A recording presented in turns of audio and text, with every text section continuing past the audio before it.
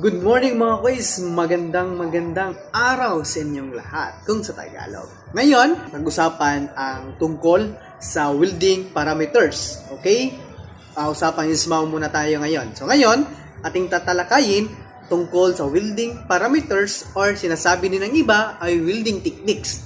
Ang iba naman ay sinasabi nilang essentials of welding. So magkapareho lang yung lahat. So ngayon, kung ikaw ay ismaw trainees, tandaan natin ang class na word. Okay? Yung C, yun ang current setting. Dapat po tama ang ating current po. Yung kuryente natin. Dapat tama siya. L naman ay yun ang tinatawag na length arc. Dapat tama yung length arc natin mga quiz kasi isa po yan sa dahilan kung mali yung length arc natin ay maaari siyang didikit ang yung welding rod sa metal. Ngayon, ang pangatlo ay A.